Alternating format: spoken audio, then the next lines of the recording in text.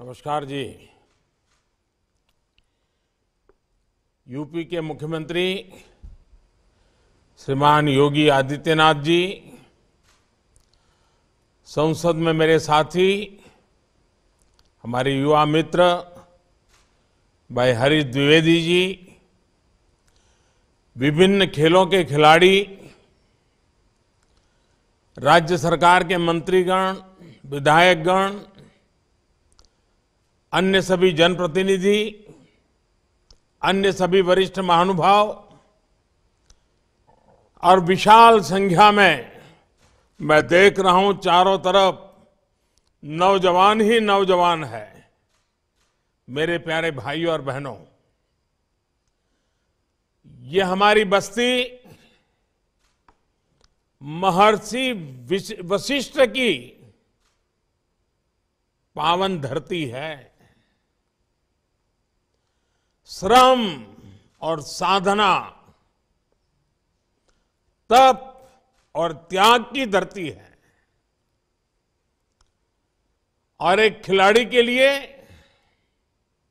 उसका खेल भी एक साधना ही है, एक तपस्या है, और जिसमें वो अपने आप को तपाता रहता है। और सफल खिलाड़ी का फोकस भी बहुत सटीक होता है, और तब जाकर के एक के बाद एक नए नए पड़ाव पर विजयश्री प्राप्त करता हुआ वो आगे बढ़ता है, सिद्धि हासिल करती है।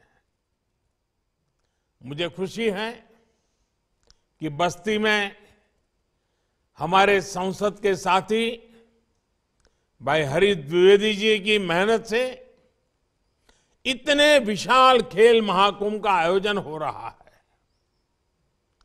भारत के खेलों में परंपरागत पारंगत स्थानीय खिलाड़ियों को ये खेल महाकुंभ नई उड़ान का अवसर देंगे। मुझे बताया गया है कि भारत के करीब करीब 200 सांसदों ने अपने यहां इसी तरह एमपी खेल स्पर्धा आयोजित की है, जिसमें हजारों युवाओं ने हिस्सा लिया है। मैं भी एक सांसद हूं, काशी का सांसद हूं, तो मेरे काशी के संसदीय क्षेत्र में भी ऐसा खेल स्पर्धाओं का सिलसिला चल पड़ा है। इसी तरह के खेल महाकुंभ अनेक स्थानों पर कराकर, एमपी खेल स्पर्धा कराकर सभी सांसद नई पीढ़ी का भविष्य गढ़ने का काम कर रहे हैं।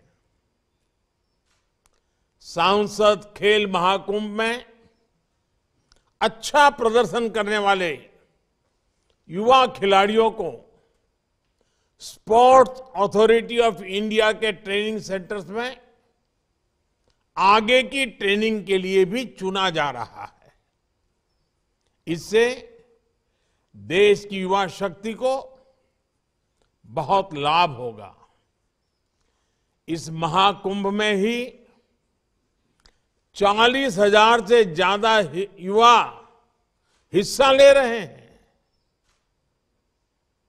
और मुझे बताया गया कि पिछले साल की तुलना में ये 3 गुना ज्यादा है।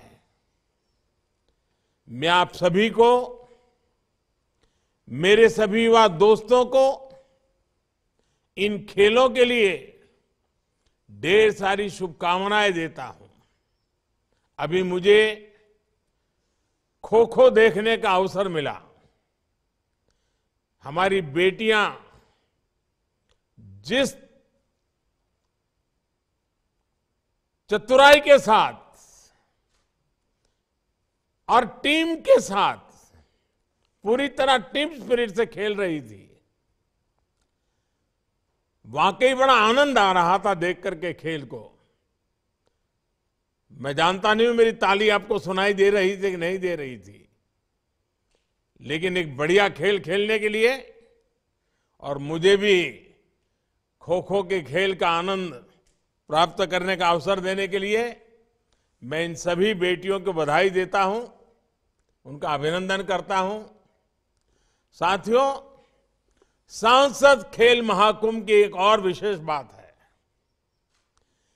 इसमें बड़ी संख्या में हमारी बेटियां हिस्सा ले रही है और मुझे विश्वास है बस्ती, पूर्वांचल, यूपी और देश की बेटियां ऐसे ही राष्ट्रीय, अंतर्राष्ट्रीय प्रतियोगिताओं में अपना दमखम दिखाती रहेगी। अभी कुछ दिन पहले ही हमने देखा है कि women under 19 T20 world cup में हमारे देश की कप्तान शेफाली वर्मा ने कितना शानदार प्रदर्शन किया। बेटी शेफाली ने लगातार 5 गेंदों में 5 चौके मारे और फिर ओवर की आखिरी गेंद पर छक्का मारकर एक ही ओवर में 26 रन बना दिए। ऐसे ही कितना सारा टैलेंट भारत के कोने कोने में है। स्पोर्ट्स टैलेंट को तराशने में इस तरह के सांसद खेल महाकुंभ की बड़ी भूमिका है। साथियों, एक वक्त था जब स्पोर्ट्स की गिनती एक्स्ट्रा करिकुलर एक्टिविटी में के तौर पर हुआ करती थी, यानी इसे पढ़ाई से अलग केवल टाइम पास का जरिया समझा जाता था। बच्चों को भी यही बताया और यही सिखाया। इससे पीढ़ी दर पीढ़ी एक मानसिकता समाज के अंदर घर कर गई कि स्पोर्ट्स उतना जरूरी नहीं है, वो जीवन और भविष्य का हिस्सा नहीं है। इस मानसिकता से देश का बहुत बड़ा नुकसान हुआ। कितने ही सामर्थ्यवान युवा, कितनी ही प्रतिभाएं मैदान से दूर रह गई। बीते 8-9 वर्षों में देश ने इस पुरानी सोच को पीछे छोड़कर स्पोर्ट्स के लिए एक बेहतर वातावरण बनाने का काम किया है। इसलिए अब ज्यादा बच्चे और हमारे नौजवान स्पोर्ट्स को कैरियर के विकल्प के तौर पर देखने लगे हैं। फिटनेस से लेकर हेल्थ तक, टीम बॉन्डिंग से लेकर तनाव मुक्ति के साधन तक, प्रोफेशनल सक्सेस से लेकर पर्सनल इंप्रूवमेंट तक स्पोर्ट्स के अलग अलग फायदे लोगों को नजर आने लगे हैं। और खुशी की बात यह है कि माता पिता भी अब स्पोर्ट्स को गंभीरता से ले रहे हैं। ये बदलाव हमारे समाज के लिए भी अच्छा है, स्पोर्ट्स के लिए भी अच्छा है। स्पोर्ट्स को अब एक सामाजिक प्रतिष्ठा मिलने लगी है और साथियों, लोगों की सोच में आए इस परिवर्तन का सीधा लाभ खेल के क्षेत्र में देश की उपलब्धियों पर दिख रहा है। आज भारत लगातार नए नए रिकॉर्ड बना रहा है। हमने ओलंपिक में अब तक का सर्वश्रेष्ठ प्रदर्शन किया। पैरालंपिक में भी अब तक का बेस्ट प्रदर्शन किया। अलग अलग खेलों के टूर्नामेंट्स में भारत का प्रदर्शन अब चर्चा का विषय बन रहा है। और साथियों, मेरे नौजवान साथियों, ये तो अभी शुरुआत है। अभी हमें और लंबी यात्रा करनी है। हमें नए लक्ष्यों को हासिल करना है। हमें कई नए रिकॉर्ड बनाने हैं। साथियों, स्पोर्ट्स एक स्किल है और एक स्वभाव भी है। स्पोर्ट्स एक टैलेंट है और ये एक संकल्प भी है। खेल के विकास में ट्रेनिंग का अपना महत्व है और साथ ही ये भी आवश्यक है कि खेल की प्रतियोगिताएं, स्पोर्ट्स टूर्नामेंट्स लगातार चलते रहने चाहिए। इससे खिलाड़ियों को अपनी ट्रेनिंग को लगातार टेस्ट करने का मौका मिलता है। अलग अलग क्षेत्रों में अलग अलग स्तर पर होने वाली खेल प्रतियोगिताएं खिलाड़ियों की बहुत मदद करती है। इससे खिलाड़ियों को अपने सामर्थ्य के बारे में तो पता चलता ही है, वो अपनी खुद की टेक्निक भी डेवलप कर पाता है।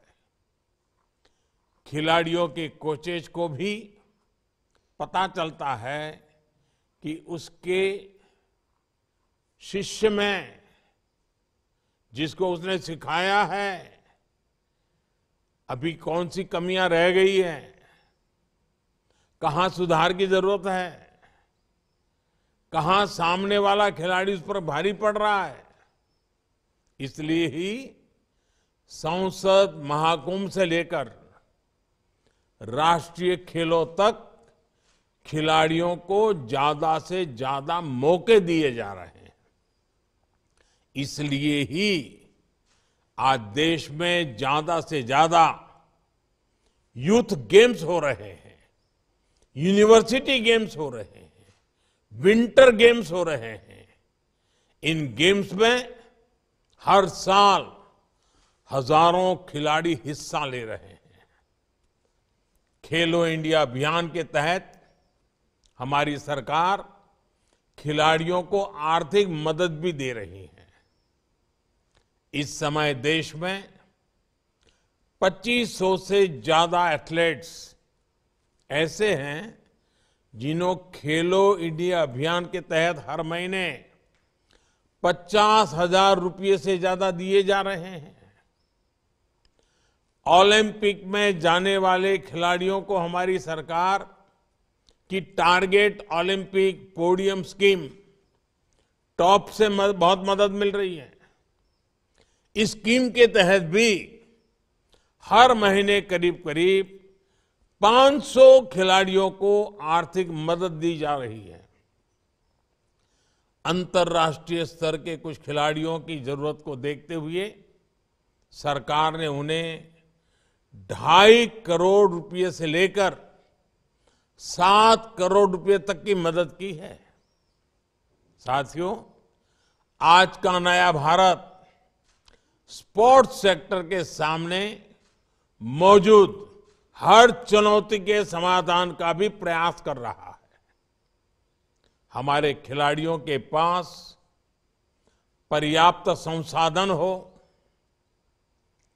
ट्रेनिंग हो, टेक्निकल नॉलेज हो, इंटरनेशनल एक्सपोजर हो, उनके चयन में पारदर्शिता हो, इन सभी पर जोर दिया जा रहा है। आज बस्ती और ऐसे ही दूसरे जिलों में खेलों से जुड़े इंफ्रास्ट्रक्चर तैयार किए जा रहे हैं, स्टेडियम बनाए जा रहे हैं, कोचेज की व्यवस्था की जा रही है। देश भर में 1000 से ज्यादा खेलो इंडिया डिस्ट्रिक्ट सेंटर्स भी बनाए जा रहे हैं। मुझे खुशी है कि इनमें से 750 से ज्यादा सेंटर्स बनकर तैयार भी हो चुके हैं।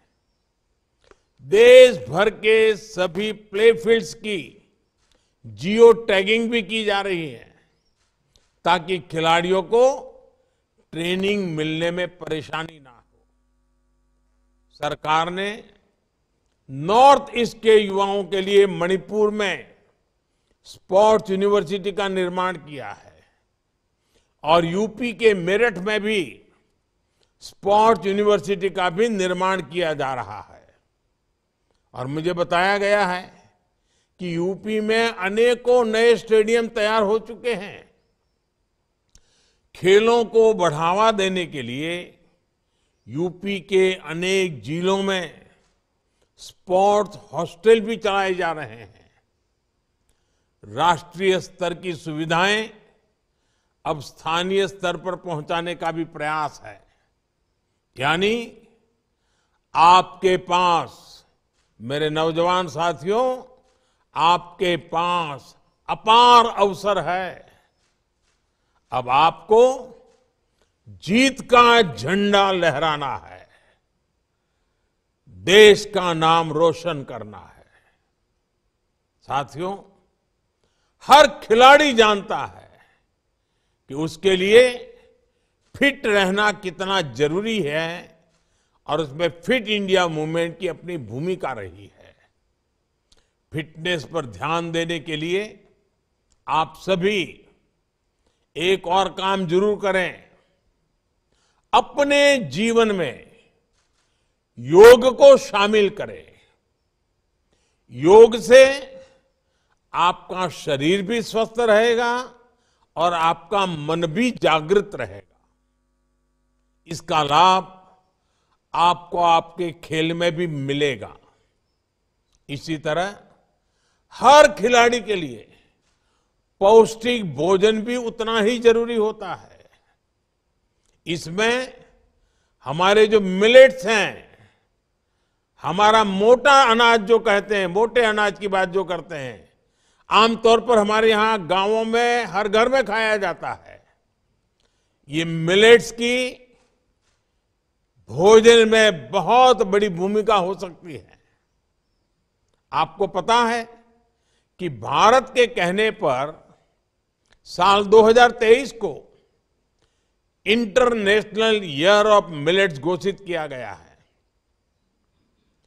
अपने डाइट चार्ट में आप मिलेट्स को शामिल करेंगे तो ये भी आपको बेहतर स्वास्थ्य में मदद करेगा।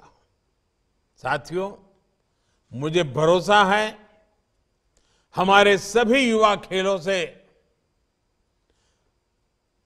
बहुत कुछ मैदान में भी सीखेंगे, जीवन में भी सीखेंगे।